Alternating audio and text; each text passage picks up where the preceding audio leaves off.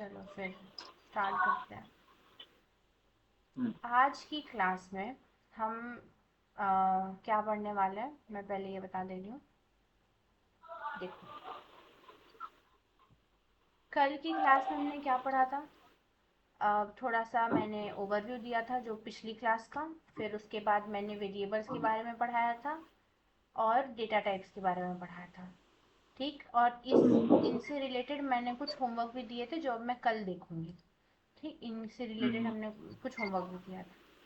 आज की क्लास में हम क्या पढ़ेंगे, जो मोस्टली यूज किया जाता है, ऑपरेटर्स, जिसका नॉलेज होना होगा। ऑपरेटर्स के बारे में, कंडीशनल स्टेटमेंट्स के बारे में, ठीक है, और तुम्हारा लूप्स के बारे में। ठीक है, अब ऑपरेटर्स में कितने टाइप, अभी स्टार्ट करते हैं। ठीक है, देखो ऑपरेटर्स भी अलग अलग तरह के होता है। कंडीशनल में तुम्हारा वही इफ, फिर तुम्हारा एल्स, इफ एल्स। हाँ हाँ, तुम्हारा एल्सिफ हो गया कि एल्सिफ कहाँ, एल्सिफ लैडर जो हम कहते हैं, इफ एल्सिफ लैडर, जिसमें तुम्हारा इफ होता है, फिर कुछ कंडीशन और होती तो एल्सिफ लगाते हैं, ऐसे ऐसे करके। फिर तुम्हारा आता है एक और स्विच स्टेटमेंट, जिसमें हम कहीं ना कहीं ब्रेक का भी प्रयोग कर रहे होते हैं। ठीक, ये जो ब्रेक कीवर्ड होता है ये भी देखेंगे अभी। फिर लूप में दो तरीके के लूप होते हैं, फॉर लूप और एक हो गया मेरा वाइल लूप। फॉर लूप और वाइल लूप में एक बहुत छोटा सा डिफरेंस होता है, वैसे उतना कुछ खास नहीं होता। जो काम फॉर लूप कर सकता है वो काम वाइल लूप भी कर सकता है। ऐसा कोई काम नहीं है जो ये दोनों अलग अलग नहीं कर सकते, मतलब कुछ स्पेसिफिकेशन नहीं। बस फॉर लूप में ऐसा होता है कि ये कुछ पर्टिकुलर टाइम, मतलब कुछ पर्टिकुलर नंबर तक चलता है। एक पर्टिकुलर हमें पता होता है कि ये एग्जैक्टली कब खत्म होगा। वाइल लूप में जब तक कोई कंडीशन जो है वो पूरी तरीके से गलत नहीं हो जाती तब तक वाइल लूप चलता है। ठीक, बहुत छोटा, बहुत माइनर डिफरेंस है ये, उतना कुछ खास डिफरेंस नहीं है। बड़ी बड़ी कैलकुलेशंस, बहुत बड़े बड़े एल्गोरिथम्स के लिए प्रोग्राम्स में हम वाइल लूप यूज कर रहे होते हैं, क्योंकि जब हम बहुत बड़ा कोड लिखते हैं तो उसमें हमें मतलब यूजुअली नहीं पता होता कि हमें रुकना कब है। मतलब एक कंडीशन होती है, वो कंडीशन कब खत्म होगी ये हमें नहीं पता होता, बट उसके खत्म होने के बाद ही हमें रुकना होता है ना। तो वाइल लूप हम तभी यूज करते हैं जब हमें ये पता ना हो कि एग्जैक्टली कब ये खत्म होगी। एक पता है हमें कि जब तक ये कंडीशन चलती रहेगी तब तक हमारा वाइल लूप चलता है। तो बड़ी बड़ी कॉम्प्लेक्स प्रॉब्लम्स के लिए हम वाइल लूप यूज कर रहे होते हैं, बहुत कॉम्प्लेक्स प्रॉब्लम्स के लिए। अभी जब तुम अगले सेमेस्टर, अगले ईयर में आओगे तो तुम ऑपरेटिंग सिस्टम पढ़ोगे। ठीक, वहां पे तुम्हें सिंक्रोनाइजेशन करके एक टॉपिक आएगा, जहाँ पे एक और तरीके का लूप है जिसको हम कहते हैं डू वाइल लूप। ठीक, इसके बारे में थोड़ा सा इसका यूज हो रहा होगा सिंक्रोनाइजेशन में। तो ये कोई डरने वाली बात नहीं होती। ऑपरेटिंग अभी नया सब्जेक्ट लगता है, बट जब जाओगे सेकेंड ईयर में तो लगेगा कि अरे यार ये तो मजेदार सब्जेक्ट है, मजा आएगा इसको पढ़ने में। तो वहां पे आपको ये जो डू वाइल लूप है इसका यूज करने को भी मिलेगा। तो ये डू वाइल लूप अभी जरूरत में तो नहीं है, इसका एक छोटा सा एग्जाम्पल दे दूंगी और समझा दूंगी कि ये होता कैसे है, क्या है। ठीक, तो आज की क्लास में ये तीन चीजें जो हम पढ़ेंगे। कल की क्लास में जो कि होगा उसमें मैं, देखो मेरा टारगेट ये है कि मैं डीएसए पे मूव करना चाहती हूँ, time complexity and space complexity पढ़ा के फिर एरे वगैरह। बट इससे पहले मैं चाहती हूँ कि जो जो ये बेसिक टॉपिक्स होते हैं ये अच्छी तरीके से कवर हो, इनके अच्छे क्वेश्चंस हम कोडिंग प्लेटफॉर्म्स पे भी सॉल्व करें। तो अब देखो मैं लेके क्या आई हूँ, ये लास्ट में ये नोशन का जो फाइल है ये तो मैंने तुम लोग को शेयर कर दिया है। एकदम लास्ट में तुम्हें जीएफजी के, लीड कोड के और हैकर रैंक के कुछ क्वेश्चंस जो हैं वो देखने को मिलेंगे। ये क्वेश्चंस में से एक दो क्वेश्चन मैं करवा रही हूँगी। ठीक, ये बहुत बेसिक बेसिक क्वेश्चन है, मैं जीएफजी के कुछ प्रैक्टिस क्वेश्चन करवाऊंगी, बाकी खुद करना है। ठीक है, अब हम स्टार्ट करेंगे। देखो ये पूरा आज के लेक्चर में होमवर्क प्लस कोड, जैसे मैंने पिछले लेक्चर में करवाया था, वैसे ही है। ठीक है, अब सबसे पहले हम स्टार्ट करने जा रहे हैं ऑपरेटर्स से। ठीक, ऑपरेटर्स देखो, ऑपरेटर से हमें समझ क्या आ रहा है, किसी न किसी काम को ऑपरेट करना, मतलब कुछ परफॉर्म करना, कोई टास्क। ऐसे मतलब ऐसे अगर मैं समझाऊं तो ऑपरेटर्स वो सिंबल्स होते हैं जो कि किसी ऑपरेशन को परफॉर्म कर रहे होते हैं। ठीक है, अब एक टर्म होता है जिसको हम कहते हैं ऑपरेंड। ठीक, जब ये ऑपरेंड का शब्द मतलब अभी समझ लोगे तो आगे जाकर के कंप्यूटर ऑर्गेनाइजेशन जो तुम्हारा सेकेंड ईयर का सब्जेक्ट है, इसमें तुम्हें ऑपरेंड देखने को मिलेगा तो तुम्हें डर नहीं लगेगा कि अरे ये ऑपरेंड क्या होता है, कंफ्यूजन नहीं होगी। ऑपरेटर्स क्या करता है, ऑपरेंड पर कोई भी ऑपरेशन को परफॉर्म करने के लिए जो हम सिंबल्स यूज कर रहे होते हैं उनको हम ऑपरेटर कहते हैं। अब मेरी इसी डेफिनेशन से तुम्हें ऑपरेंड का कुछ मतलब तो समझ आया होगा कि ऑपरेंड पर कोई ऑपरेशन परफॉर्म करता है, जो सिंबल जिसका हम यूज कर रहे होते हैं वो ऑपरेटर होता है। ऑपरेंड मतलब कुछ नहीं होता, मैंने बोला 2+3, तो ऑपरेशन क्या परफॉर्म हो रहा है, हाँ ऑपरेशन प्लस परफॉर्म हो रहा है। और मेरे ऑपरेंड क्या है, मेरा ऑपरेंड 2 है और 3 है। ऑपरेंड वो चीज होती है जिसके ऊपर ऑपरेशन परफॉर्म कर रहे होते हैं, सिंपल एंड सॉर्टेड। तो ऑपरेटर्स क्या होते हैं, ऑपरेटर्स वो सिंबल्स होते हैं that perform operations on variable और वैल्यूज या ऑपरेंड। ठीक, ये क्या होते हैं ऑपरेटर, ये सिंबल्स होते हैं। ठीक है, symbols that perform operation on values और ऑपरेंड। ठीक है, समझ आ गया। अब कितने तरह के हमारे पास ऑपरेटर्स होते हैं, यहाँ हमारे पास टोटल 7 तरह के ऑपरेटर्स होते हैं, जिसमें से पढ़ेंगे हम 6। एक जो हम नहीं पढ़ेंगे वो है हमारा बिटवाइज ऑपरेटर। अभी हम बिटवाइज ऑपरेटर नहीं पढ़ेंगे क्योंकि अभी उसको समझाना मतलब अभी उसका जरूरत नहीं है। ठीक, ये इसके लिए एक अलग से जब होगा तब मैं बिटवाइज ऑपरेटर बता रही हूँ। अब ये 6 कौन से हैं, पहला तुम्हारा है अर्थमेटिक ऑपरेटर। ठीक है, दूसरा क्या है, रिलेशनल ऑपरेटर। ठीक, असाइनमेंट ऑपरेटर, असाइनमेंट ऑपरेटर, फिर लॉजिकल लॉजिकल ऑपरेटर, फिर बिटवाइज ऑपरेटर बताया, एक इंक्रीमेंट हाँ, 2 और है, एक है यूनरी ऑपरेटर और एक है टर्नरी ऑपरेटर। ठीक है, एक बार इन सब के बारे में समझ लेते हैं। अर्थमेटिक ऑपरेटर मतलब किसी भी अर्थमेटिक ऑपरेशन को परफॉर्म करना। ठीक है, किसी भी अर्थमेटिक ऑपरेशन को परफॉर्म कर रहा होता है। इसमें कौन कौन आता है, प्लस हो गया, माइनस हो गया, मल्टीप्लाई हो गया, डिवाइड हो गया या फिर मॉड्यूलो हो गया। ठीक, अब प्लस ये क्या करता है, 2 नंबर या 3 नंबर या कितने भी नंबर को ये एडिशन करने में हमारी हेल्प कर रहा होता है। ये क्या है, सब्ट्रैक्शन, सब्ट्रैक्शन का सिंबल है। ठीक, ये क्या करता है, मल्टीप्लिकेशन करता है। ये क्या कर रहा होता है, डिवीजन कर रहा होता है। और ये जो हमारा मॉड्यूलो ऑपरेटर है ये क्या करता है, ये हमें ला करके देता है रिमाइंडर। मतलब अगर मैं कहती हूँ कि 5 मॉड्यूलो 2, तो सबसे पहले क्या हो रहा होता है, सबसे पहले 5 को 2 से डिवाइड करते किया जाता है और इसके बाद इसका जो रिमाइंडर होता है वो हमें 1 मिलता है।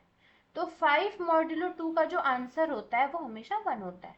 तो मॉड्यूलो ऑपरेटर में क्या लाके देता है, रिमाइंडर ला करके देता है। रिमाइंडर। ठीक, ये बहुत ही एसेंशियल है क्योंकि बहुत सारे ऐसे लॉजिकल क्वेश्चंस होते हैं जहां पे हमें मॉड्यूलो ऑपरेटर का यूज करना होता है। ठीक, अब जो हमारा दूसरा ऑपरेटर है वो है रिलेशनल ऑपरेटर।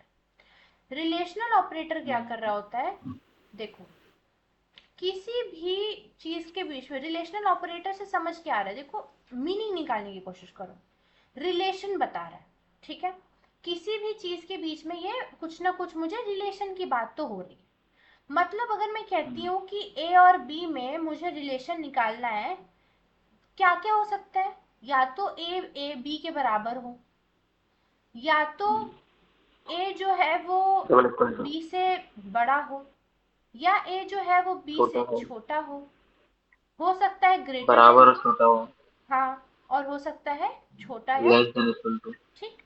तो मेरे असाइनमेंट रिलेशनल ऑपरेटर क्या होता है, ऐसे ऑपरेटर जो कि हम यूज करते हैं, यूज्ड टू कंपेयर, ठीक है, टू वैल्यूज। ठीक, अब ये मुझे रिटर्न क्या कर रहा होता है, जब भी मैं असाइनमेंट ऑपरेटर अरिथमेटिक ऑपरेटर की बात कर रही होती हूँ तो ये मुझे कोई वैल्यू रिटर्न करता है। ठीक, कोई भी न्यूमेरिक वैल्यू ये मुझे रिटर्न कर सकता है। ठीक, अगर मैं रिलेशनल ऑपरेटर की बात करूं तो रिलेशनल ऑपरेटर मुझे क्या रिटर्न करता है, या तो ये मुझे बोलेगा कि हाँ, या तो ये बोलेगा कि ना। मतलब अगर मैं कहती हूँ कि मैंने ए की वैल्यू ले ली 5 और मैंने बी की वैल्यू ले ली 6, अब क्या मेरा 5 जो है, ए जो है, वो इक्वल्स टू बी है? इक्वल्स टू मतलब अगर हमें चेक करना है कि कोई वैल्यू एक वेरिएबल के अंदर जो वैल्यू है और दूसरे वेरिएबल के अंदर जो वैल्यू है वो दोनों बराबर है कि नहीं, तो हम इक्वल्स टू का साइन लगाते हैं। सिर्फ इक्वल्स टू क्यों नहीं, क्योंकि सिर्फ इक्वल्स टू जो होता है वो असाइनमेंट ऑपरेटर होता है, वो भी हम देखेंगे। तो अगर मैं ऐसा कुछ लिखती हूँ तो मुझे यहाँ पे ये जो ऑपरेटर है ये मेरा हो गया रिलेशनल ऑपरेटर। ए की वैल्यू मेरी 5 है और बी की वैल्यू मेरी 6 है, तो ये मुझे फॉल्स रिटर्न करेगा, ये कहेगा ऐसा नहीं है। अगर मैं ये वाला सिचुएशन लगाऊं कि क्या मेरा ए जो है वो बड़ा है बी से, ए की वैल्यू 5 बी की वैल्यू 6, ये मुझे फॉल्स रिटर्न करेगा वापस से। क्या ए जो है वो छोटा है बी से, हाँ, ये मुझे ला करके देगा true. A greater than equals to false और A less than equals to true. अगर मैंने लिखा 5 इज लेस देन 5, ये मुझे क्या रिटर्न करेगा, I think 5 less than false. 5, हाँ, फॉल्स, क्योंकि 5 जो है वो 5 से कभी भी छोटा नहीं होता। बट क्या 5 लेस देन इक्वल्स टू 5 होता है, ये मुझे क्या रिटर्न करेगा, ट्रू। ट्रू। अगर मैं लेस देन इक्वल्स टू लिख रही होती हूँ तो वो दोनों कंडीशंस को चेक करता है, दोनों में से कोई एक भी अगर ट्रू है तो वो मुझे उसकी वैल्यू ट्रू ला करके दे देगा। अब मैंने जब बोला दोनों में से कोई, अब ये वाली चीज हम देखेंगे, देखो दूसरी चीज में घुसने लगी मैं, बट अगर मैं greater than equals to, less than equals to या ग्रेटर देन इक्वल्स टू का साइन लगाती हूँ तो इधर जो भी वैल्यू लिखी है दोनों साइड पे वो चेक करता है कि क्या ये दोनों एक दूसरे से छोटे बड़े हैं, क्या नहीं है, तो अगर इक्वल्स टू का साइन है, अगर दोनों बराबर हैं तो वो वैल्यू ला करके दे देता है, वो ट्रू हमें रिटर्न कर देता है। ट्रू। ठीक, तो रिलेशनल ऑपरेटर्स क्या होते हैं, रिलेशनल ऑपरेटर्स होते हैं दो वैल्यूज को कंपेयर करने के लिए हम यूज करते हैं, और ये हमेशा क्या रिटर्न करता है हमें, ये हमेशा या तो हमें ट्रू रिटर्न करेगा या तो हमें ये फॉल्स रिटर्न करेगा। ठीक है, नेक्स्ट जो हमारा ऑपरेटर है वो कौन सा है, लॉजिकल ऑपरेटर। अभी जो मैंने बोला, मैंने क्या बोला था कि अगर मैं इसी से लिंक करके समझाने की कोशिश करूं, अगर मैं लिखती हूँ 5 is greater than equals to 5, तो 5 जो है वो ग्रेटर देन 5 तो नहीं होता, तो ये वाली जो केस है ये तो खत्म हो गई। बट 5 जो है वो इक्वल्स टू 5 जरूर है, ये वाली केस जो है वो ट्रू हो गई। तो यहाँ पे अगर मैं लॉजिकल ऑपरेटर की बात करूं तो उसमें मेरे पास दो तरह की ऑपरेटर्स के बारे में मैं बोलूंगी। पहला क्या है, एंड ऑपरेटर, दूसरा क्या है, और ऑपरेटर। और ठीक है, एंड एक नॉट ऑपरेटर, और होता है, हाँ नॉट ऑपरेटर। नॉट भी होता है, बट देखो अगर मैं एंड ऑपरेटर बोल रही हूँ ना, तो एंड और जो है वो हमेशा दो वेरिएबल्स पे काम करता है, किसी एक के साथ तो नहीं होता। मैं अगर नॉट की बात करती हूँ, नॉट भी एक तरह का लॉजिकल ऑपरेटर ही होता है, बट यूजुअली हम जो हमारा नॉट है उसको हम लेते हैं असाइनमेंट ऑपरेटर में, यूरिनरी ऑपरेटर में। ठीक है, अभी यूरिनरी ऑपरेटर में क्यों लेते हैं वो मैं बताऊंगी। यूरिनरी मतलब देखो, यूनिरनी का मतलब तुम्हें समझाती हूँ, थोड़ा वर्ड सिंगल बाउंड है। वेरिएबल। यूनरी, ठीक है, इसका मतलब होता है यूनी मतलब एक, जो सिर्फ एक एक एक एंटिटी पे काम कर रहा हो। ठीक है, तो हमारा जो नॉट ऑपरेटर होता है ना, उसको हम इसके अंडर लेते हैं, यूनरी ऑपरेटर के अंडर लेते हैं, क्योंकि यूनरी ऑपरेटर्स वही होते हैं जो सिर्फ सिंगल एंटिटी पे काम कर रहे होते हैं। ठीक है, लॉजिकल ऑपरेटर में हम किसको काउंट करते हैं, लॉजिकल ऑपरेटर में हम एंड को और को काउंट कर रहे होते हैं। ठीक, एंड क्या कहता है कि अगर मैं कहती हूँ ए जो है वो ग्रेटर देन बी है, ठीक, और साथ ही साथ मैं कहती हूँ बी जो है वो ग्रेटर देन सी है, तो मुझे चाहिए कि ये वाली वैल्यू भी ट्रू रिटर्न करे, ये वाली वैल्यू भी ट्रू रिटर्न करे। अगर मुझे दोनों वैल्यू ट्रू रिटर्न करेगी तभी मैं फाइनली जो है वो ट्रू रिटर्न कर रही हूँ। एंड बोथ मतलब स्टेटमेंट। ये भी मुझे वही ला करके दे और ये भी मुझे ट्रू ला करके दे। जब आप अभी सीओ पढ़ रहे होगे, अरे सीओ तो नहीं, सॉरी, इलेक्ट्रिकल इलेक्ट्रॉनिक्स होगा, फर्स्ट ईयर में इलेक्ट्रॉनिक्स है। डिजिटल ठीक है, इलेक्ट्रॉनिक्स। डिजिटल इलेक्ट्रॉनिक्स है ना, डिजिटल इलेक्ट्रॉनिक्स। तो उसमें तुम लोगों ने ये पढ़ा है कि एंड होता है, नॉर होता है, एंड और नॉर, नॉट होता है। ठीक है, एंड और नॉट, फिर एक्सॉर गेट भी होते हैं, एक्सनॉर गेट होते हैं, तो ये सारे हाँ। तुम्हारे लॉजिक गेट्स होते हैं। ठीक है, अगर हम सिर्फ यहाँ पे एंड और की अभी फिलहाल बात करें, तो मैं कहती हूँ अगर मेरा इसका जो चार्ट बनाता है, हम कैसे बनाते हैं, एक्स हो गया, वाई हो गया, और यहाँ पे मेरा आउटपुट हो गया। ठीक है, 0 0 हुआ तो मुझे 0 मिलेगा, अगर 0 1 हुआ तो भी मुझे 0 मिलेगा, 1 0 हुआ तो भी 0 मिलेगा, 1 1 हुआ तभी मुझे 1 मिलेगा। मतलब दोनों को, x को भी 0 होना पड़ेगा, y को भी 0 होना पड़ेगा, तभी मुझे टोटल जो आउटपुट है वो मुझे 0 मिलेगा। और अगर मैं चाहती हूँ मुझे 1 मिले तो x को भी 1 होना पड़ेगा, y को भी 1 होना पड़ेगा। ये मेरा हो गया एंड गेट, जिसको हम कंप्यूटर की भाषा में, प्रोग्रामिंग की भाषा में एंड ऑपरेटर बोलते हैं, कि मेरे पास जो दो कंडीशन है, ये दोनों कंडीशन जो है वो ट्रू होनी चाहिए। अनटिल अगर मेरी ये दोनों कंडीशन ट्रू नहीं होगी तो मुझे हमेशा वैल्यू जो रिटर्न क्या होगा, मुझे यहाँ पे फॉल्स मिलेगा। अगर दोनों कंडीशन मेरी ट्रू होगी तभी मुझे ट्रू मिलेगी। ठीक है, अगर हम और ऑपरेटर की अब बात करें, तो और ऑपरेटर में क्या होता है, और ऑपरेटर में कहता है कि अगर 0 0 है तब तो मैं 0 ही लूंगा, रिटर्न मुझे 0 ही मिलेगा।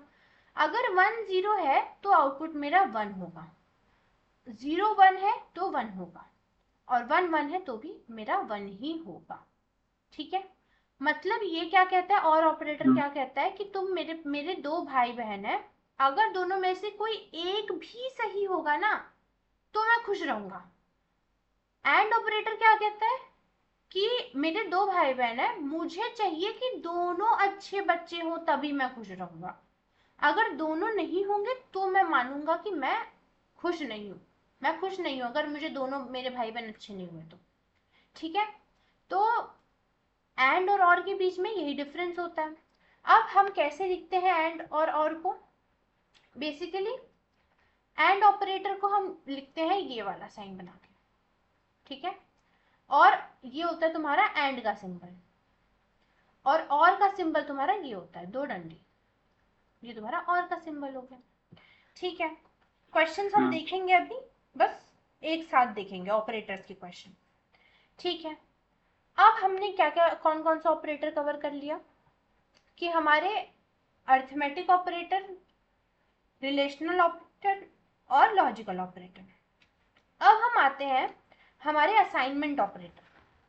ठीक है, असाइनमेंट ऑपरेटर किसी भी वैल्यू, किसी भी वेरिएबल को कोई भी वैल्यू असाइन करने के लिए यूज करते हैं हम असाइनमेंट ऑपरेटर का। ठीक, ये हो गया मेरा असाइनमेंट ऑपरेटर।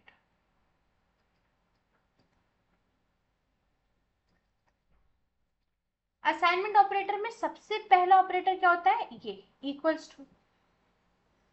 ठीक, अब दूसरा क्या होता है, प्लस इक्वल्स टू, फिर माइनस इक्वल्स टू, फिर मल्टीप्लाई इक्वल्स टू, और फिर डिवाइड इक्वल्स टू, और एक होता है तुम्हारा मल्टीप्लाई इक्वल्स टू भी होता है क्या, हाँ होता है, और होता है मॉड्यूलो इक्वल्स टू।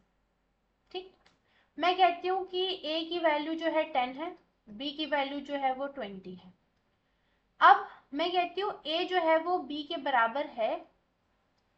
ठीक, तो a के अंदर किसकी वैल्यू आ गई, अब a के अंदर 20 आ गया। अब मैं कहती हूँ a plus equals to b, तो एक ये इसका फुल फॉर्म क्या है, a is equals to a plus B, इसको हम ऐसे लिखते हैं।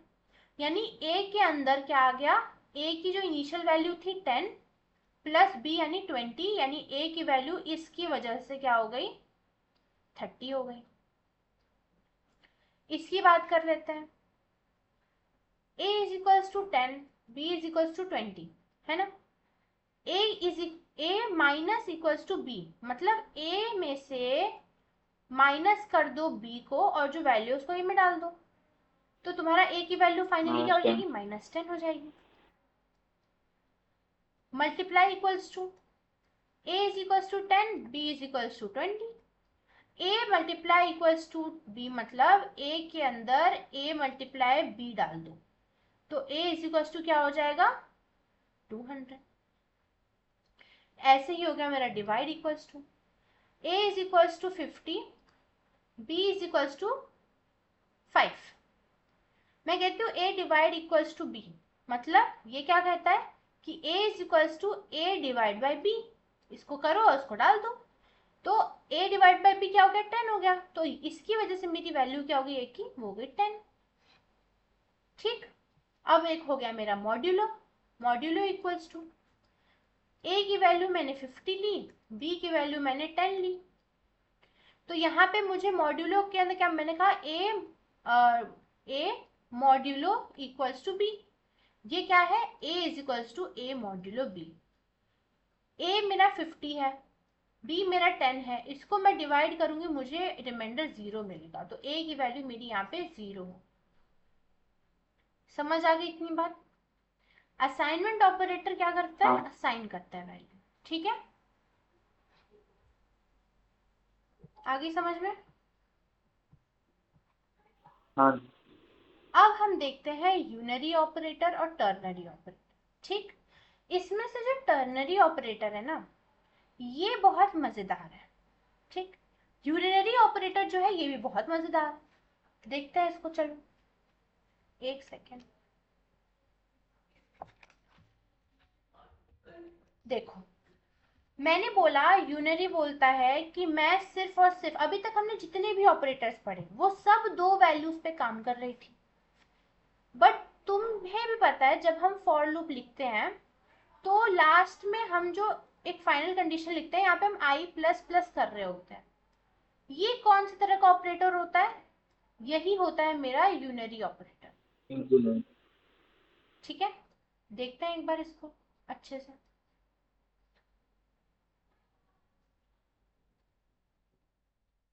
ठीक, यूनरी ऑपरेटर, अब देखो, यूनरी ऑपरेटर बोलता है कि मैं सिर्फ काम करूंगा, I will work with only single operand. इसके अंदर आता कौन कौन है, मैं कहती हूँ प्लस प्लस आता है, माइनस माइनस आता है, ठीक, प्लस आता है, माइनस आता है और नॉट आता है, ठीक। ये नॉट जो है ये एक यूनरी ऑपरेटर ही होता है, जो मैंने अभी बताया। मैं कहती हूँ a इज इक्वल्स टू 10, ठीक, इसी को लेकर के चलते हैं हर के लिए। a प्लस प्लस, अब देखो एक चीज और बताती हूँ, ये जो मेरा प्लस और माइनस होता है ना, इसके भी दो तरह के होते हैं, एक होता है पोस्ट और एक होता है प्री, ठीक। Pre increment, pre decrement, post increment, post decrement, ठीक। तो पहले हम इंक्रीमेंट देखते हैं। इंक्रीमेंट मतलब प्लस प्लस। अब इसके अंदर दो है, एक हो गया मेरा प्री इंक्रीमेंट और दूसरा मेरा हो गया पोस्ट इंक्रीमेंट, ठीक। प्री इंक्रीमेंट कहता है कि वो ऐड है ना, पहले इस्तेमाल करें फिर विश्वास करें, मतलब पहले विश्वास मत करो तुम, पहले तुम मुझे इस्तेमाल करो। तो अगर मैं a की वैल्यू 10 लेके चलती हूँ तो प्री इंक्रीमेंट क्या कहता है कि तुम पहले मुझे इस्तेमाल करो फिर तुम विश्वास करो, पहले तुम मुझे इंक्रीमेंट करो फिर तुम मुझे प्रिंट करो। पोस्ट इंक्रीमेंट क्या बोलता है कि पहले तुम मुझे प्रिंट करो फिर तुम मुझे इंक्रीमेंट करो, ठीक। अब अगर मैं कहती हूं कि ये मैं कोड करके दिखा देती हूँ, ठीक है। देखो यहाँ पे मैंने लीड कोड का जो गिटहब का प्रोफाइल वो दिया है, लिंक दिया है, वहां पे लेक्चर वाइज जो है सारे लेक्चर में जो जो हमने कोड देखा है वो सब कुछ है। यहाँ पे मैंने आज ये सब बना दिया एक लाइन करके, ठीक है। तो जितना हमने कोड होमवर्क वाला था वो सब कुछ इसमें है, जो फ्लो चार्ट और सूडो कोड के टाइम पे मैंने होमवर्क दिए थे उसके कोड है यहाँ पे, ठीक है। और लेक्चर 4 कल में जो मैंने डेटा टाइप्स पढ़ाया था और कल मैंने जो वेरिएबल्स पढ़ाया था उसके जो क्लास के क्वेश्चंस थे वो भी इसके अंदर है। आज अभी हम पढ़ेंगे ऑपरेटर्स, ठीक है। तो ऑपरेटर में मैं यूनरी ऑपरेटर, ठीक है, इसका नाम हम यूनरी रख देते हैं, ठीक। देखो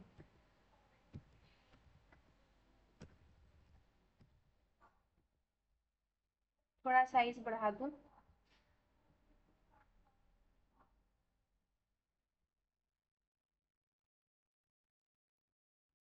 ठीक है। अब देखो मैंने बोला कि मेरी इंट a की वैल्यू जो है वो मानो मैं 10 लेती हूँ, ठीक है। एक मेरे पास होता है, अभी मैं सिर्फ किसकी बात कर रही हूँ, अभी मैं बात कर रही हूँ इंक्रीमेंट की, ठीक है। अभी मैं बात कर रही हूँ इंक्रीमेंट की, ठीक। इसके अंदर मेरे पास दो चीजें होती हैं, इसके पास क्या होती है, इसमें मेरे पास दो चीजें होती हैं। पहला क्या होता है a प्लस प्लस, पहले मुझे प्रिंट करो उसके बाद मुझे अपडेट करो। एक मेरा होता है प्लस प्लस a, मतलब पहले कहते हैं पहले मुझे प्लस प्लस करो फिर तुम मुझे प्रिंट करना, ठीक। मैंने क्या बोला, मैं पहले यहाँ पे तुम्हें प्रिंट करवा के दिखाती हूँ a, तो जब हम a प्रिंट करेंगे तो हमें सिंपली 10 ही मिलेगा, ठीक है।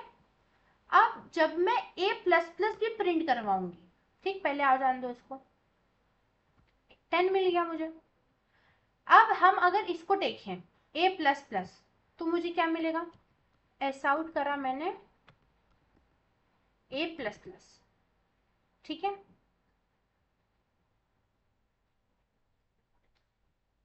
अभी मुझे 10 मिला, मतलब ये क्या कहता है कि देखो पहले मैंने क्या प्रिंट किया, पहले मैंने a प्रिंट कर दिया ताकि मैं तुम्हें बता सकूं कि देखो a की वैल्यू अभी 10 ही है, ठीक। जब मैंने a प्लस प्लस करा ना तो ये क्या कहता है कि पहले तुम मुझे प्रिंट करो फिर तुम मुझे इंक्रीमेंट करो। अब अगर मैं एक बार वापस से a को प्रिंट करवा के देखूं तो मेरी वैल्यू क्या आएगी, क्योंकि इसने क्या बोला कि तुम पहले मुझे प्रिंट करो फिर तुम मुझे इंक्रीमेंट करो। तो इसने पहले ए को प्रिंट कर दिया था, इस लाइन में इसने पहले ए को प्रिंट करा बट इसने बाद में इंक्रीमेंट भी करा, इसीलिए मेरी ए की वैल्यू अब 11 आ रही, ठीक है।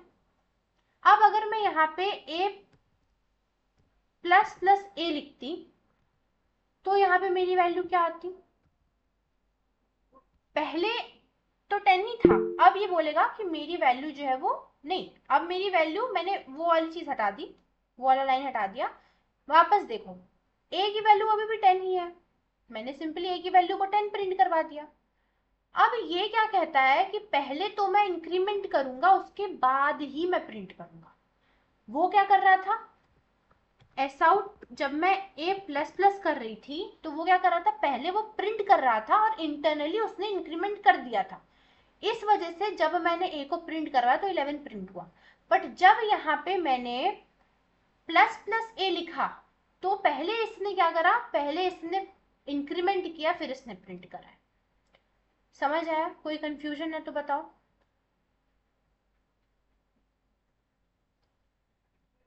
समझ आया?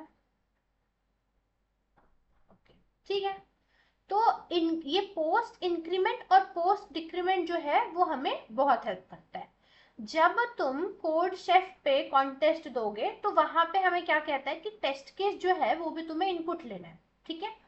तो जब भी मैं कोई लूप लिख रही होती हूँ मैं एक बार इसका यूज मैं जरूर करवाऊंगी। देखो जब भी हम, अभी जब हम लूप पढ़ेंगे और हम वाइल लूप पढ़ेंगे उसमें, तो हम देखेंगे कि लास्ट में हम प्लस प्लस या माइनस माइनस करते हैं। वो हम डायरेक्टली भी लिख सकते हैं, एक्स्ट्रा लाइन मुझे लिखने की जरूरत नहीं पड़ेगी अगर मुझे ये यूनरी ऑपरेटर जो है वो आता है। ठीक, अब हमने इंक्रीमेंट की बात तो कर ली, अब हम देखते हैं डिक्रीमेंट की बात। ठीक, डिक्रीमेंट में भी यही दो चीजें होती हैं। पहला क्या होता है मेरे पास, ए माइनस माइनस होता है एक, और दूसरा क्या होता है मेरे पास, माइनस माइनस ए। ये भी वही कहता है कि जैसे अगर मैं इन दोनों को कमेंट आउट कर देती हूँ, अभी मेरी जो वैल्यू है ए की वो मैं प्रिंट करवाती हूँ, तो ए की वैल्यू मेरी क्या होगी, 10 ही होगी। ठीक, ए की वैल्यू मेरी 10 ही होगी, ए की वैल्यू 10 है। अब अगर मैं यहाँ पे एस आउट करवाती हूँ ए माइनस माइनस, तो क्या आउटपुट ला के देगा मुझे ये,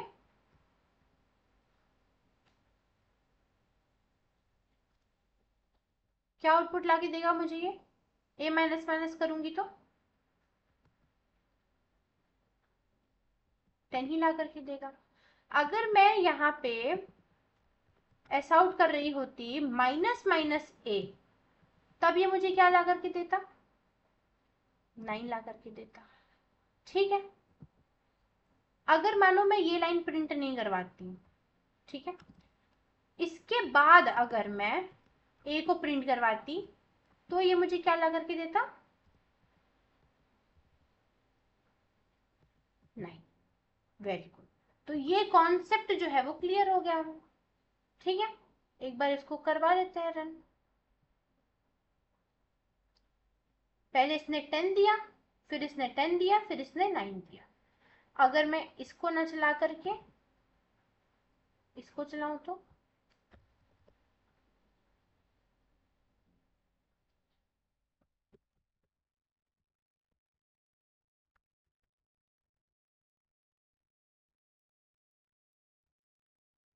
टेन देगा, 9 देगा, 9 देगा। ठीक है, समझ आ गया? तो ये मेरा क्या हो गया, एक इंक्रीमेंट और एक डिक्रीमेंट, जिसमें हमने ये दो जो केसेस है वो हमने देख लिया। जो तीसरा है वो क्या है मेरा, यूनरी प्लस। ठीक है, देखो मैंने बोला कि मेरे पास एक तो तुम्हारा इंक्रीमेंट हो गया, ठीक, जिसमें वैल्यू जो है इसका मतलब क्या होता है, ए प्लस वन, और इसका वैल्यू मतलब क्या होता है, ए माइनस वन। अगर मैं ए प्लस प्लस की बात करूं तो जब मैं इसको खोलूंगी इसका मतलब भी ए प्लस वन ही होता है, और अगर मैं प्लस प्लस ए को खोलूंगी तो इसका मतलब भी ए प्लस वन ही होता है। बट इनका फॉर्मेट लिखने का जब चेंज हो जाता है तो इनका मतलब कुछ चेंज हो जाता है। ये तुम्हें समझ आ गया? ए प्लस प्लस और प्लस प्लस ए को खोल के लिखेंगे तो ए प्लस वन ही होता है।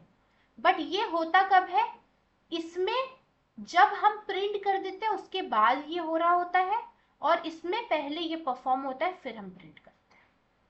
सेम माइनस माइनस में भी ये होता है कि ये ए माइनस वन ही होता है, बट ए माइनस वन कब करना है, ये इसके लिखने का तरीका हमें बताता है। अगर मैं माइनस माइनस ए लिखती हूँ तो ये पहले माइनस करता है फिर प्रिंट करता है, और अगर मैं ए माइनस माइनस करती हूँ तो पहले प्रिंट करता है फिर ये ऑपरेशन परफॉर्म करता है। अब अगर मैं प्लस की बात करूँ, सिर्फ प्लस की बात करूँ, तो ये प्लस क्या करता है? ये प्लस कुछ नहीं करता। अगर मैंने कहा प्लस, मैंने उसको दे दिया ए, अरे 5, ठीक, तो ये मुझे 5 ला के दे देगा। और अगर मैंने यहाँ पे माइनस लिखा, ठीक, माइनस होगा, ठीक है, माइनस ए होगा, तो ये मुझे -5 ला के देगा। ये हो गया मेरा यूनरी प्लस, और ये हो गया मेरा यूनरी माइनस।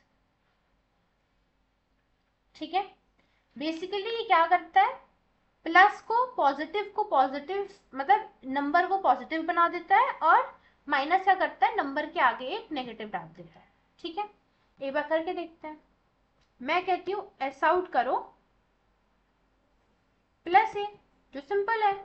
तो प्लस ए जब मैं प्रिंट करवा रही हूंगी, कमेंट आउट कर देते हैं इसको, इसको भी कमेंट आउट कर देते हैं। जब मैं प्लस ए प्रिंट कराऊंगी तो 10 मिलेगा, और अगर मैं एस आउट करवाऊंगी माइनस ए को, तो मुझे क्या मिलेगा, -10 मिल जाएगा। ठीक, सिंपल। अगर मेरा यही 10 जो है वो -10 होता तो मुझे क्या मिलता, पहले मुझे -10 मिलता फिर मुझे 10 मिलता। सिंपल। ठीक, ये मेरा हो गया यूनरी ऑपरेटर। अब जो इंपॉर्टेंट है, एक सेकेंड,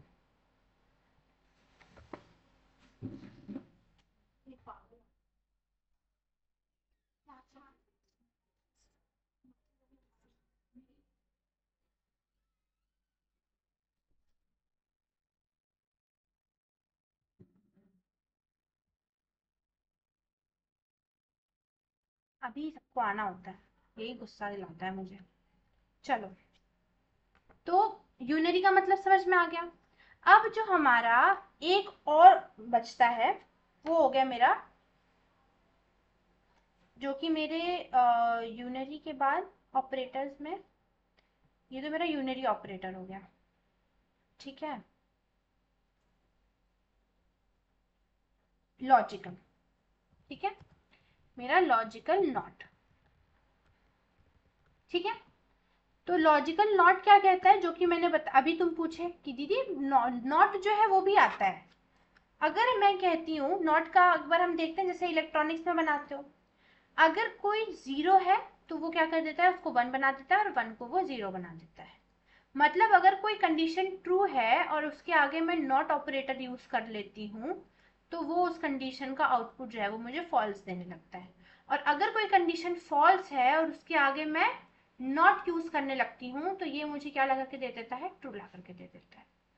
ठीक है, तो इसको हम यूज कैसे करते हैं, जैसे मैंने कहा कि रुको, मैंने कहा कि एस आउट करो, ए जो है वो क्या बड़ा है 0 से, तो ऑफ कोर्स ए जो है वो तो 0 से बड़ा ही है, तो ये मुझे फॉल्स ला करके, अच्छा अभी तो नहीं है, माइनस लगा दिया ना मैंने, बड़ा है, अब तो बड़ा है, तो इसका आउटपुट ये मुझे ट्रू ला करके दे दिया। बट अगर यहीं पे मैंने एक नॉट ऑपरेटर लगा दिया, ठीक है, और इसको ब्रैकेट में डाल दिया, तो अब ये मुझे क्या ला करके देगा, अब ये मुझे फॉल्स ला करके देगा। तो मेरे जो आउटपुट होता है, अगर वो ट्रू है तो उसको वो फॉल्स में कन्वर्ट कर देगा, और अगर फॉल्स है तो वो मुझे ट्रू में कन्वर्ट करके दे देगा। क्यों, क्यों ये यूनरी ऑपरेटर में आता है, क्योंकि लॉजिकल, नल नहीं, क्योंकि ये सिंगल ऑपरेंड पे परफॉर्म हो रहा होता है, 2 ऑपरेंड की जरूरत इसको नहीं पड़ती है। ठीक है, समझ में आ गया विष्णु समझ में? ठीक है, तो मेरा यूनरी ऑपरेटर भी खत्म हो गया। तो यूनरी ऑपरेटर में हमने क्या देखा कि हम इंक्रीमेंट कर रहे होते हैं, डिक्रीमेंट कर रहे होते हैं। ये मेरा होता है यूनरी एडिशन, ये मेरा होता है यूनरी प्लस, यूनरी माइनस, और ये मेरा होता है नॉट ऑपरेशन। ठीक है, अब जो मेरा लास्ट कह लो, कौन कौन से ऑपरेटर्स हमने खत्म कर दिए, ठीक। असाइनमेंट भी देख लिया हमने और हमने यूनरी भी देख लिया। ये है हमारा टर्नरी ऑपरेटर। टर्नरी ऑपरेटर का सिंटैक्स कैसे होता है, जैसे मैंने बोला कि इंडिया में 18 साल का जो है और उससे जो ऊपर है, ठीक है, 18 साल का है और जो उससे ऊपर एज वाला है वही जो है वो वोट कर सकता है। अगर मेरी एज 18 से ऊपर नहीं है या 18 की मैं नहीं होंगी तो मैं वोट जो है वो नहीं कर पाऊंगी। तो इसको लिखते हम कैसे हैं, इसको हम मेजरली इफ एल्स के रूप में लिख रहे होते हैं, ठीक। If my age is something something तो ये मैं वोट कर सकती हूँ, नहीं तो नहीं कर सकती। मेरे पास यहाँ पे दो केस ही है, तो अगर मेरे पास दो केस होते हैं ना, सिर्फ दो केस, या तो इफ का कंडीशन ट्रू हो रहा होगा या तो एल्स का कंडीशन जो होगा। अगर इफ का ट्रू नहीं होगा तो एल्स वाला चलेगा। यहाँ पे इसके लिए मैं यूज कर रही होती हूँ टर्नरी ऑपरेटर। टर्नरी ऑपरेटर में क्या होता है, इसी को हम एक बार करके देखते हैं। यहाँ पे हेडिंग डाल दू टर्नरी, ठीक। इसमें क्या होता है, पहले हम कोई कंडीशन लिखते हैं। जैसे मानो मैंने बोला कि यहाँ पे मैं ऑपरेटर के अंदर ले लेती हूँ टर्नरी, ठीक है, पब्लिक स्टैटिक वॉइड मेन, ठीक।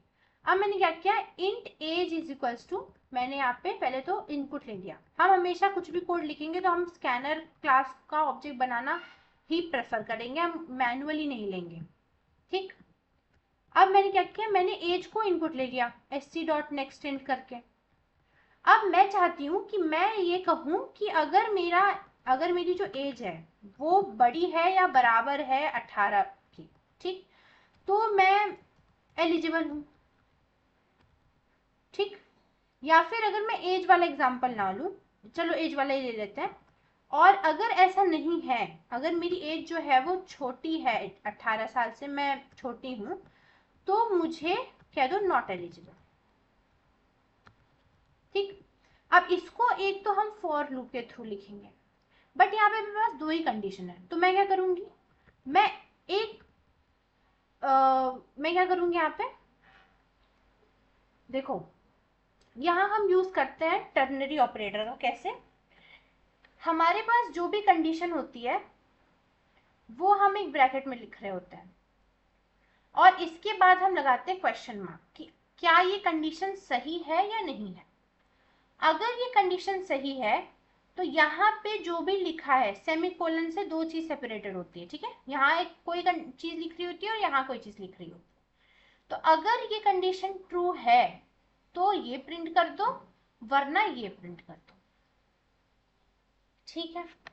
एग्जाम्पल वही कि मैंने क्या बोला,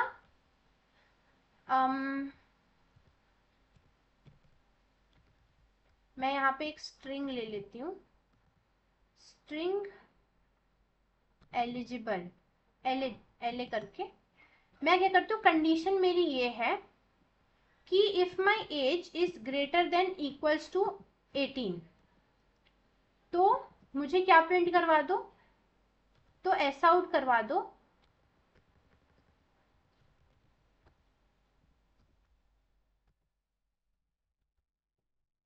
प्रिंट करवा दो एलिजिबल, ठीक। एल्स मुझे क्या करवाओ, system dot out dot print, अच्छा नहीं, मैं ये एग्जांपल नहीं ले सकती, मुझे समझ आ गई। चलो दूसरा एग्जांपल लेते हैं, ठीक है। मैंने कहा मुझे दो नंबर के बीच में मैक्सिमम निकालना है, तो मेरे पास int A is equals to something है, ठीक, और मेरे पास int B is equals to something है, ठीक है। अब मैं कहती हूँ कि मुझे इन दोनों नंबर में से मैक्सिमम निकालना है, या तो ए बड़ा होगा या तो बी बड़ा होगा, दो ही केस है। मैं क्या कहती हूँ, इंट मैक्स क्रिएट करती हूँ और मेरा कंडीशन क्या है कि ए इज ग्रेटर देन बी। क्या ए मेरा बड़ा है बी से, अगर ए बड़ा है बी से तो ए को स्टोर कर दो, नहीं तो बी को स्टोर कर दो। सिंपल। ये क्या कहता है? ये कहता है कि अगर पहली कंडीशन चेक होगी, क्या मेरा ए बड़ा है बी से? अगर मेरा ए जो है वो बड़ा है बी से, तो ये जो मैंने इंट मैक्स नाम का वेरिएबल बनाया है उसके अंदर ए स्टोर कर दो। नहीं तो अगर नहीं है तो इंट मैक्स के अंदर मेरा बी स्टोर कर दो। ठीक। तो मैं अब यहाँ पे एक इनपुट लेके देख ले, मतलब कर लेती हूँ, इसको रन कर देती हूँ और मैं फिर बाद में रन करवा दूंगी मैक्स। ठीक। मैंने क्या बोला? मैंने 9 लिया और मैंने 8 लिया, तो मेरे मैक्स की वैल्यू क्या आ गई? 9 आ गई। ठीक है। तो टर्नरी ऑपरेटर जो होता है, अगर दो स्टेटमेंट है मेरे पास, उनमें से मुझे पता करना है कौन सा सही है कौन सा नहीं है। इफ कंडीशन का एक छोटा फॉर्म है ये, इफ एल्स का। ठीक। तो वहां पे हम टर्नरी ऑपरेटर ऐसे यूज कर रहे होते हैं, जहां पे ब्रैकेट के अंदर मैं कुछ कंडीशन लिखती हूँ, और अगर वो कंडीशन सही हुई तो सेमीकोलन से पहले वाला एग्जीक्यूट हो रहा होता है, और अगर फॉल्स हुई वो कंडीशन तो सेमीकोलन के बाद वाला एग्जीक्यूट हो रहा होता है। क्या ये समझ में आया विष्णु? क्या ये समझ में आया? Very good. चलो, तो ये हमारा ऑपरेटर वाला जो टॉपिक है वो हमारा खत्म हो चुका है। ठीक। अब इसमें मैं अब लाती हूँ, हाँ कोई कोई वो है, डाउट है, पूछो। देखिए दीदी, ये प्लस और ये माइनस आपने अभी इसमें बताया था यूनिटरी में। प्लस और माइनस यूनिटी में मैं नहीं समझी, थोड़ा क्लियर नहीं है। प्लस ऑपरेटर बताया था ना आपने यूनिटरी में। हाँ, ये जो यूनिरी में प्लस और माइनस वाला ऑपरेटर है, यूनिरी प्लस और यूनिरी माइनस। हाँ, तो ये मतलब वो तो अरिथमेटिक में आता है ना। नहीं, अरिथमेटिक ऑपरेशन क्या करता है, वो किसी दो ऑपरेटर्स के बीच में कोई, मतलब दो ऑपरेंड है मेरे पास, उन दो ऑपरेंड के हम्म, बीच में कोई ऑपरेशन परफॉर्म करवा रहा होता है। प्लस भी करवाता हम्म, है, माइनस भी करवाता है। ठीक। तुम सही बोल रहे हो हम्म, कि दीदी प्लस माइनस जो है वो तो अरिथमेटिक में आता है, मतलब वो दो हम्म, ऑपरेंड के बीच में कोई ऑपरेशन परफॉर्म कर सकता है। बट जब मैं कहती हूँ कि, हम्म, जैसे मैं कहती हूँ कि मेरे पास, अगर मैं बेसिक मैथ्स की बात करूँ, मेरे पास -5 है, अब अगर मुझे इस -5 को प्लस बनाना है तो मैं इसके आगे एक और माइनस लगा दूंगी, तो माइनस माइनस मेरा क्या हो गया? प्लस हाँ, बन गया। तो ये मेरा एक प्लस का। सिंगल ऑपरेंड है कि नहीं है? इसमें क्या मैं एक माइनस का साइन लगा रही हूँ? तो जो सिंगल ऑपरेंड पे जब हम माइनस लगाते हैं तो इस माइनस को हम यूनरी माइनस या यूनरी माइनस कहते हैं। ठीक है। अगर मैं कहती हूँ मेरे हम्म, पास 5 है और ये इसके आगे इनविजिबल प्लस होता ही है, तो +5, ये हम्म, प्लस जो है वो मेरा यूनरी प्लस भी होता है। ठीक है। तो प्लस माइनस हम्म, जो है वो हम्म, असाइनमेंट ऑपरेटर में भी आता है, अरे सॉरी, हाँ, असाइनमेंट नहीं, arithmetic, sorry, arithmetic. Arithmetic operator में भी आता है और मेरा वो यूनरी में भी आता है। ठीक है। क्योंकि वो सिंगल हम्म, ऑपरेंड पे भी कोई ना कोई इफेक्ट डाल रहा होता है, जैसे उसने -5 पे हम्म, डाला, तो यूनरी माइनस को जब मैं -5 को दूंगी तो वो क्या करेगा? -5 को प्लस बना देगा। हम्म, ठीक है। समझ आ हम्म, गया? हाँ, चलो, अब हम इसके कुछ क्वेश्चन है वो देख लेते हैं। ठीक। इसमें लिखा है परफॉर्म अर्थमेटिक ऑपरेशंस। ठीक, वेरी सिंपल। मुझे ए और बी दिया हुआ है और मुझे उस पर सारे के सारे जो अर्थमेटिक ऑपरेशंस हैं वो मुझे परफॉर्म करना है, तो कुछ कोई बड़ी बात नहीं है, कर लेते हैं। ठीक है। Question 1, arithmetic operations. ठीक है। मैं यहाँ पे इनपुट तो लूंगी ही लूंगी, क्योंकि मैं मैनुअली कोई भी नंबर लेकर के काम नहीं करूंगी। ठीक है। इनपुट लेने की आदत जो है वो होनी चाहिए। अब मैंने कहा int A is equals to S C dot next int, और int B is equals to S C dot next int. मुझे बोला है सारे के सारे अर्थमेटिक ऑपरेशंस को परफॉर्म करो। सबसे पहले प्लस करते हैं, मैं क्या करूंगी? एस आउट कर दूंगी ए प्लस बी को। फिर माइनस करते हैं, ऐसा आउट क्या कर देंगे हम, a माइनस बी को। फिर क्या करें हम, मल्टीप्लाई कर देते हैं, a इंटू बी कर देते हैं। फिर हम ऐसा आउट क्या कर देते हैं, a डिवाइड बाई बी कर देते हैं। और फिर हम क्या कर देंगे, ऐसा आउट कर देंगे modulo a A modulo modulo B. B. ठीक है, इन सब का हम वैल्यू निकाल लेते हैं। मैं क्या करती हूँ, 50 देती हूँ और 10 देती हूँ। a प्लस बी किया, 50 plus 10 60, 50 minus 10 40, 50 into 10 500, 50 divide by 10 5, 50 modulo 10 0। ठीक है, समझ आ गया हमें, बहुत इजी था ये। अब कहते हैं take input of a number and check even and odd. ठीक है, अब इसके अंदर कोशिश ये हम करते हैं। ठीक है, क्वेश्चन 2 हमारा क्या है, input and check even odd. ठीक, पब्लिक स्टैटिक वॉइड में स्कैनर क्लास का ऑब्जेक्ट बनाना है हमें, new scanner system dot in. ठीक है, मुझे बोला है एक नंबर लो, int num is equals to sc dot next int. फिर मुझसे बोला है चेक करो कि क्या ये नंबर इवन है या ऑड है। अगर मैं कहती हूँ कि कोई नंबर इवन है, तो इवन नंबर कौन से नंबर होते हैं, जो कि डिविजिबल बाय 2 होते हैं, है ना। और ऑड नंबर कौन से होते हैं, जो कि डिविजिबल बाय 2 नहीं होते हैं। ठीक है, क्रॉस का साइन बनाती हूँ पहले।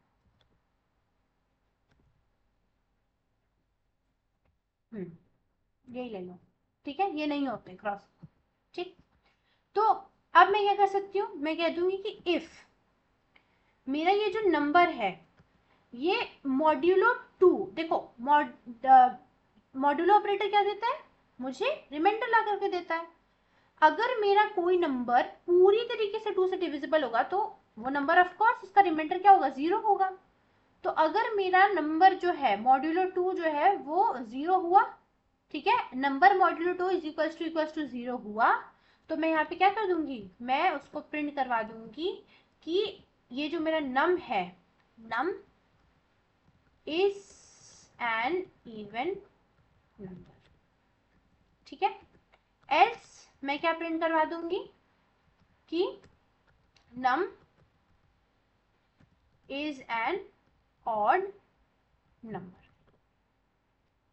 ठीक है, करके देख लेते हैं, रन करके देख लेते हैं। मैंने कहा 3 मेरा क्या है, एक ऑड नंबर है। मैंने बोला 10 मेरा क्या है, इवन नंबर है। अगर मैं 0 प्रिंट करवाऊं तो वो क्या होगा, 0 भी मेरा एक इवन नंबर में ही आ जाए। ठीक है, ये क्वेश्चन भी हमने कर लिया। Find the largest of 2 numbers using ternary operator. ये तो हमने अभी करा था, टर्नरी ऑपरेटर ये वाला काम तो हमने अभी करा था। ठीक है, जहाँ पे हमने ए लिया, बी लिया और उसमें से जो लार्जेस्ट नंबर है उसको हमने प्रिंट करवा दिया। ठीक है, तो ये जो टर्नरी ऑपरेटर वाला है इसको मैं रीनेम कर देती हूँ क्वेश्चन नंबर 3 से। ठीक है, हो गया। अब हमारा जो क्वेश्चन है वो क्या है, डिमॉन्स्ट्रेट रिलेशनल ऑपरेटर। मतलब मुझे 2 नंबर को इनपुट लेना है और मुझे उस पर रिलेशनल ऑपरेटर को परफॉर्म करवाना है। ठीक है, सारे रिलेशनल ऑपरेटर।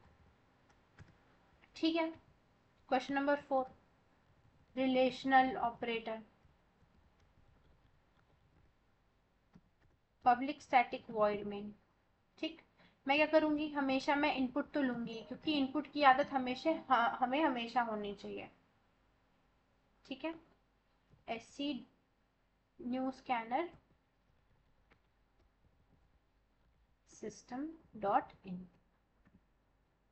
ठीक है, अब रिलेशनल ऑपरेटर में पहले क्या करूंगी, number 1 int a is equals to SC dot next int B is equals to SC dot next int। अब मेरे पास कौन कौन से होते हैं रिलेशनल ऑपरेटर। सबसे पहला होता है रिलेशनल ऑपरेटर, सबसे पहले मुझे रिटर्न क्या करता है, हमेशा ये मुझे क्या रिटर्न कर रहा होता है, रिलेशनल ऑपरेटर क्या रिटर्न करता है,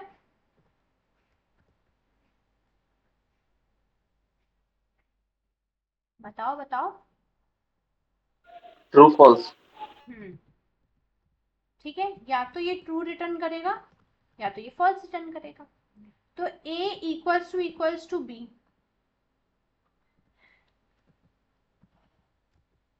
एस आउट करवा लो। क्या मेरा A ग्रेटर देन B है, फिर हम देखते हैं कि क्या मेरा A जो है वो लेस देन B है, या क्या मेरा A जो है वो greater than equals to B की कंडीशन में आ रहा है, या क्या मेरा A जो है वो less than equals to B की कंडीशन में आ रहा है। रन करवा के देख लेते हैं। मैंने लिया 8 और मैंने लिया 9, तो क्या मेरा A इक्वल्स टू B है, फॉल्स। क्या मेरा A बड़ा है B से, नहीं। क्या मेरा A जो है वो छोटा है B से, हाँ। मेरा A जो है क्या वो ग्रेटर देन इक्वल्स टू है, नहीं, फॉल्स। इसके लिए ट्रू आ, ठीक है। इंक्रीमेंट एंड डिक्रीमेंट ऑपरेटर, अब ये वाला जो है वो ये भी करके देख ही लेते हैं कि एक ही क्वेश्चन है।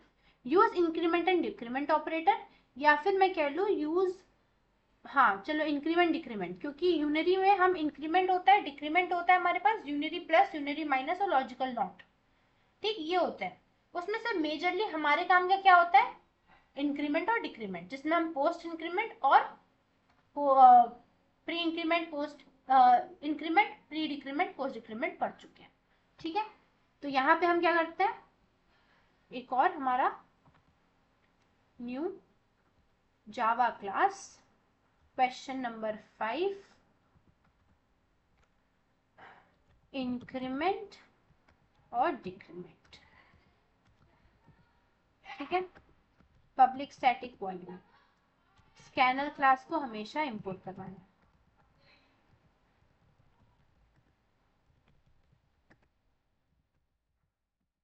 ठीक है। ये वाला कोड ही लेकर के आ जाती हूँ। अच्छा, मैंने क्या करा, पहले int a is equals to SC dot next int कर दिया और फिर ये कोड कॉपी कर दिया। पहले यहाँ पे क्या प्रिंट होगा बताते जाओ।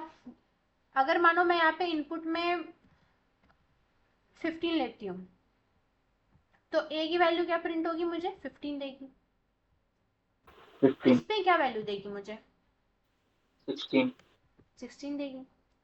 इसमें क्या वैल्यू देगा मुझे, आई थिंक 16 और 17 देगा।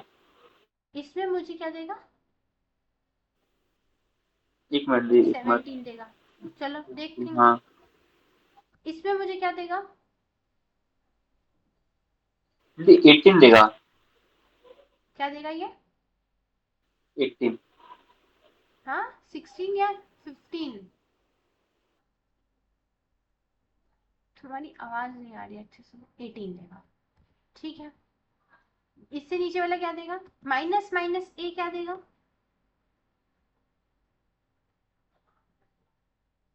17।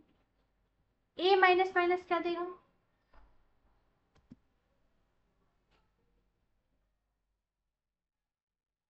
A माइनस माइनस क्या देगा,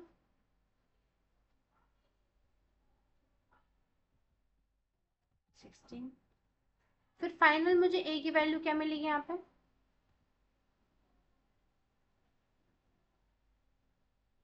50। अब एक बार हम रन करके देख लेते हैं। मैंने दिया 15, इसने क्या दिया, पहले 15 दिया, फिर इसने 16 दिया, फिर इसने 16 दिया, फिर भी इसने 16 16 और 15 दिया। क्या हुआ यहाँ पे, यहाँ 15 की वैल्यू इसने डायरेक्टली ए की वैल्यू 15 प्रिंट करवा दी। अब यहाँ पे ए की वैल्यू तो 15 है, अगर मैं कहती हूँ प्लस प्लस ए, तो ये क्या कहता है, पहले प्लस करो फिर प्रिंट करवाओ। तो 15 प्लस 1 हुआ और फिर प्रिंट होकर के 16 हो गया।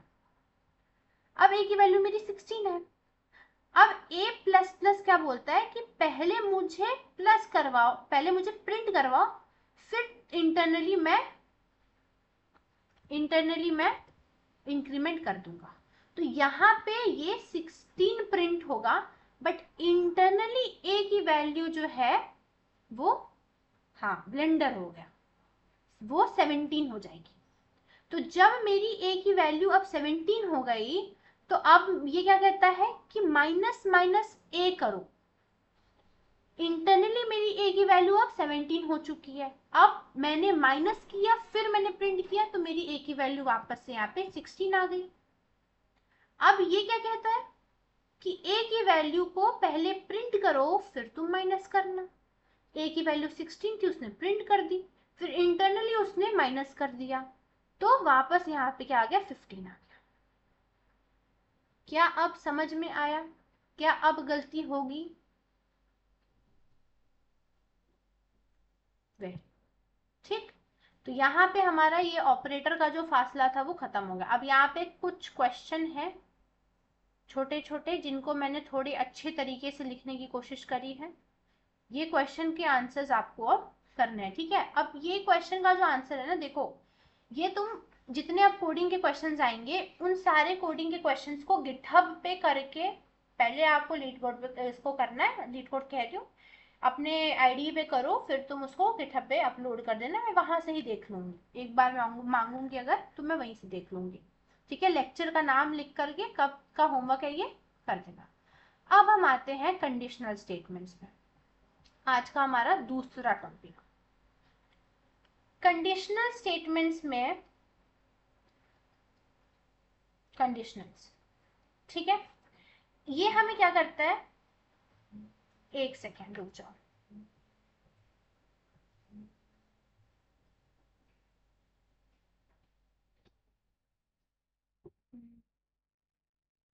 करो जल्दी करो जल्दी। हाँ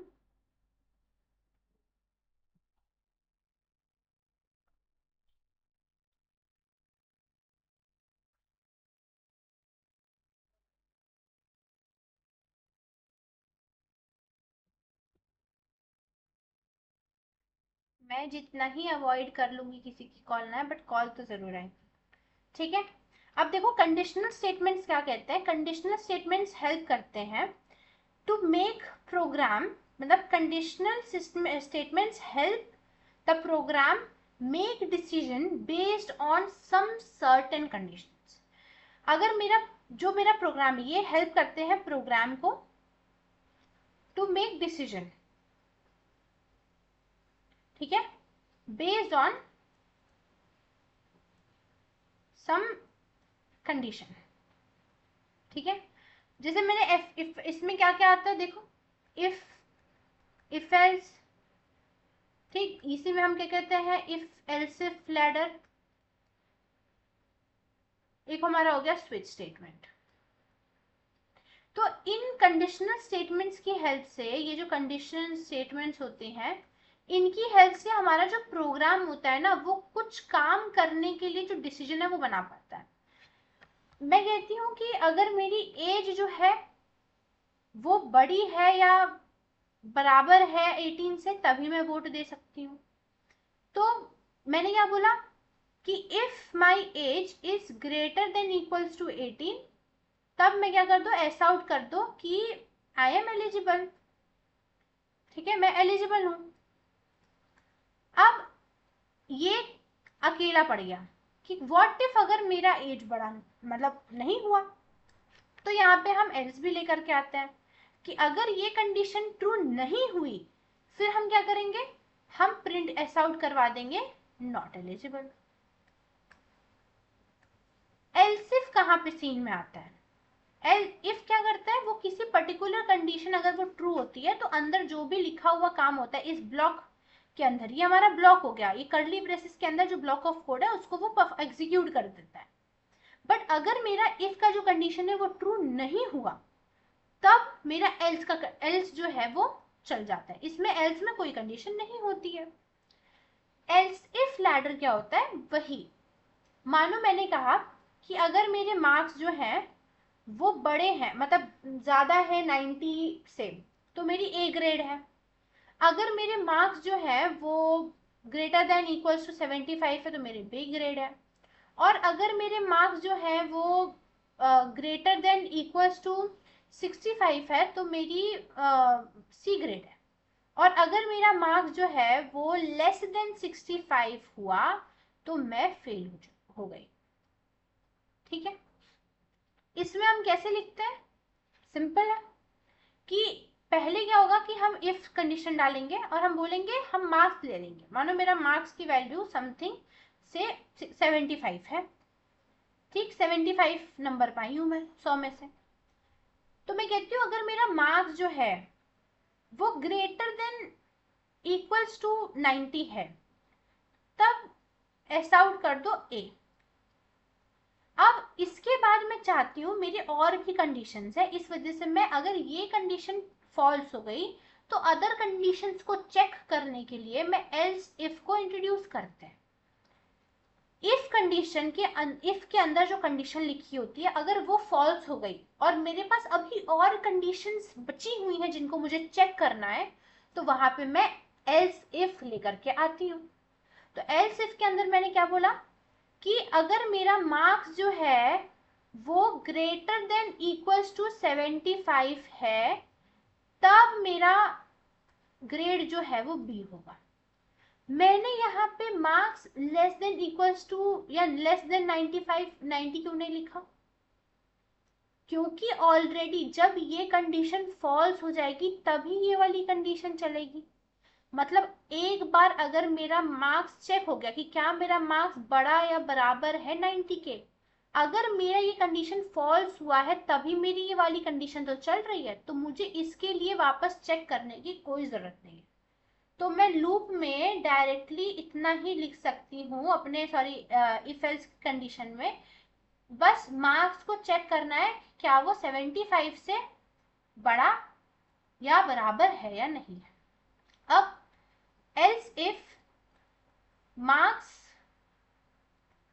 ग्रेटर देन इक्वल्स टू 65 तो एस आउट सी ग्रेड। और अगर मैं एकदम ही गधी हुई तो मेरे जो ग्रेड है वो कितने आएंगे, डी आएंगे।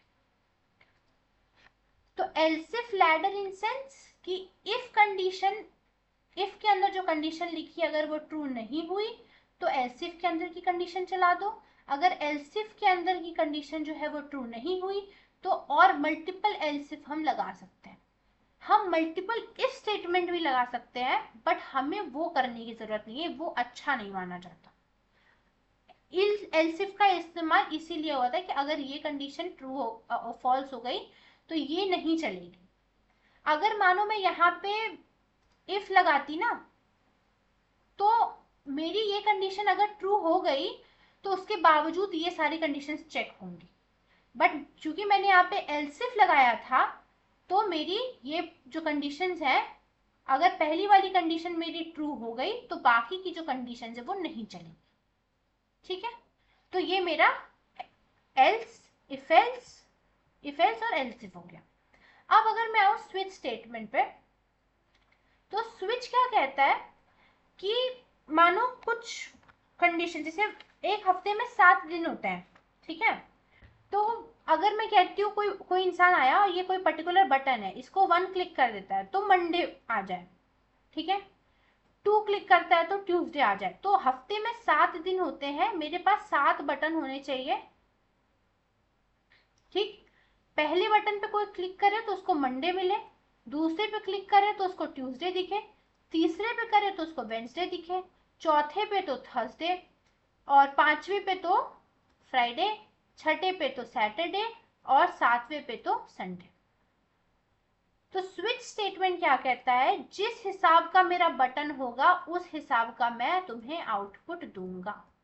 अगर तुमने गलती से कोई ऐसा बटन प्रेस कर दिया जो कि एग्जिस्ट ही नहीं कर रहा होता है, तो मैं तुम्हें कुछ डिफॉल्ट वैल्यू ला करके दे दूंगा। ठीक, एक बार हम इसको थोड़ा सा देख लेते हैं। ठीक है, अब हम आते हैं कंडीशनल्स के अंदर। स्विच स्टेटमेंट, ठीक है, पब्लिक स्टैटिक वॉइड मेन, मैंने मेरे जो बटन है उसको मैं इनपुट ले लूंगी कि यूजर जो है वो कौन सा बटन दबाता है, ये तो यूजर के हाथ में है। तो मैंने क्या करा यहाँ पे, मैंने यहाँ पे इंट बटन नाम का एक वेरिएबल बना लिया और मैंने इसको इनपुट ले लिया।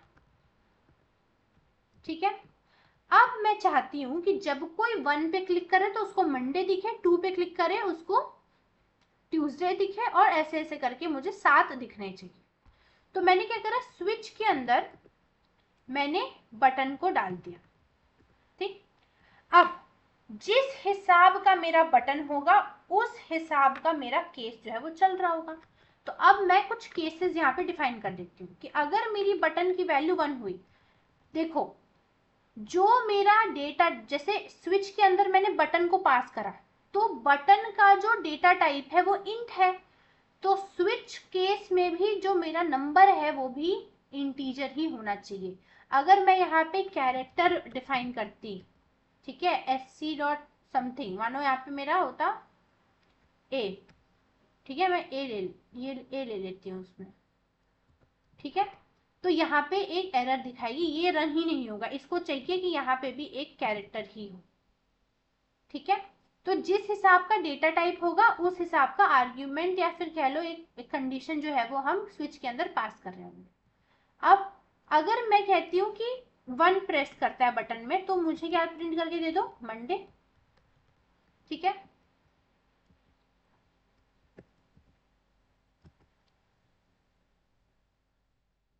अगर मैं कह रही हूँ केस मेरा 2 है, तो मुझे एस आउट क्या दे दो, ट्यूसडे।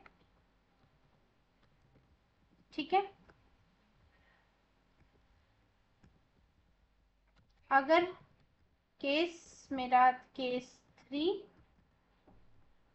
S out Wednesday. ठीक है, case 4, S out Thursday.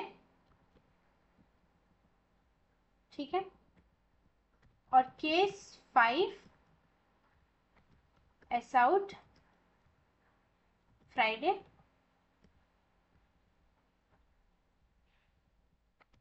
Case 6, S out Saturday. ठीक है, और लास्ट केस मेरा क्या हुआ, केस 7, एस आउट संडे।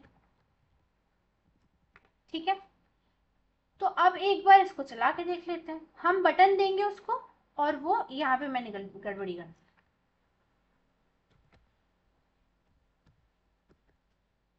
ठीक है,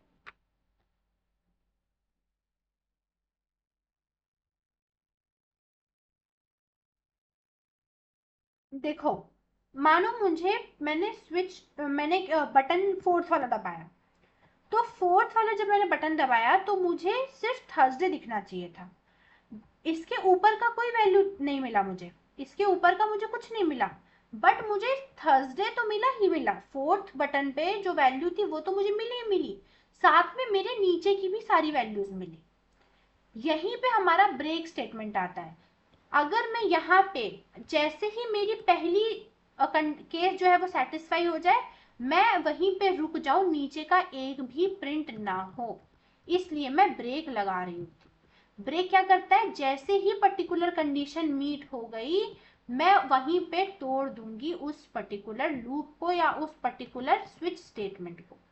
ठीक है, अब यहाँ पे हमने ब्रेक लगा दिया, तो ब्रेक का मतलब क्या होता है, जैसे ही मेरी कंडीशन, जहां पे मैंने 4th बटन प्रेस करा, बट मेरी जो कंडीशन है वो ट्रू होने के बावजूद मेरे पास नीचे की भी सारी वैल्यूज आई। अब क्या ये ऐसी चीज होगी?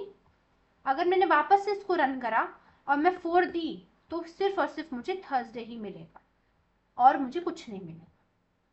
मान लो मैंने कहा कि मुझे इनवैलिड, मैंने 9 दबा दिया, मुझे वहां पे कुछ नहीं मिला, मैंने एक ऐसा बटन दबाया जो मेरे पास है ही नहीं, तो उसके लिए मैं यहाँ पे लास्ट में एक डिफॉल्ट नाम का लिखती हूँ, जहां पे अगर मानो इन सारे केसेस में से कोई भी केस नहीं चला तो मैं क्या कह दूंगी, इनवैलिड इनपुट। ठीक है, तो अगर इसको वापस से एक बार चलाऊं और मैं 9 वाला बटन दबाई, 9 बटन दबाई, बट मेरे पास हफ्ते में सिर्फ 7 ही दिन होता है, तो ये मुझे बता दिया कि तुमने इनवैलिड इनपुट दिया, इनवैलिड बटन दबाया। ठीक है, तो ये मेरा हो गया कंडीशनल्स। इसमें हमारे पास इतना ही था, 36 हो गया। ठीक है, अब इसमें ये क्वेश्चन है कुछ क्लास के, ये एक बार जरूर देख लेना। ऐसे ही हम देख लेते हैं, हमें कहता है पॉजिटिव प्रिंट करवाओ, नेगेटिव या जीरो। ये हमने पहले ही कर लिया है कि अगर कोई नंबर जो है वो नेगेटिव है, if number is greater than zero तो तुम प्रिंट करवाओ कि वो पॉजिटिव है। अगर नंबर एल्स तुम क्या प्रिंट करवाओ, एल्स इफ अगर नंबर तुम्हारा लेस देन जीरो है तो तुम नेगेटिव प्रिंट करवाओ, एल्स तुम जीरो प्रिंट करवाओ। वोटिंग एलिजिबिलिटी जो हमने देख लिया है कि int age is equals to 18, अगर मेरा एज जो है वो ग्रेटर देन इक्वल्स टू 18 हुआ तो मैं एलिजिबल हूँ, वरना मैं एलिजिबल नहीं हूँ।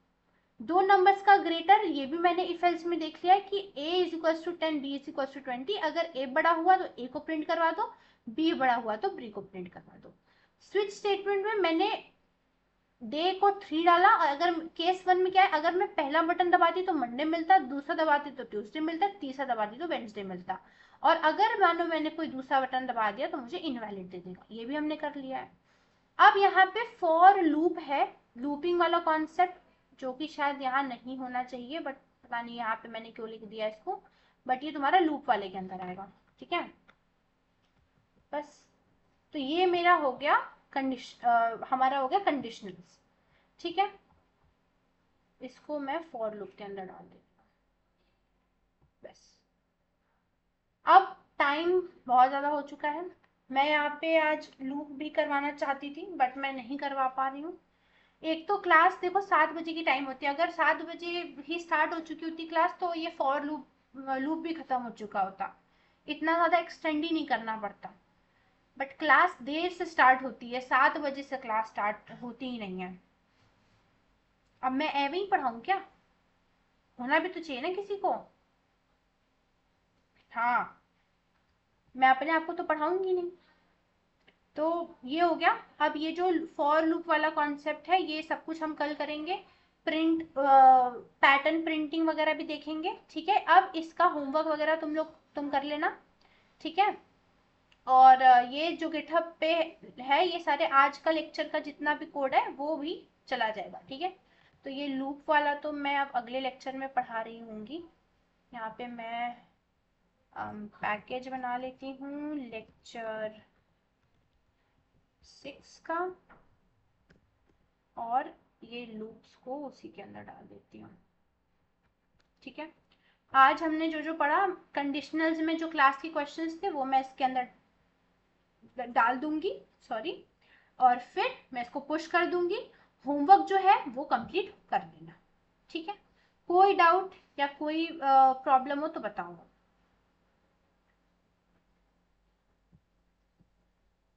ठीक है, स्टार्ट, अब क्लास एंड कर देते हैं। ठीक है, होमवर्क कंप्लीट कर लेना, साथ ही साथ कोई डाउट हो तो मुझे ज़रूर पूछ लेना।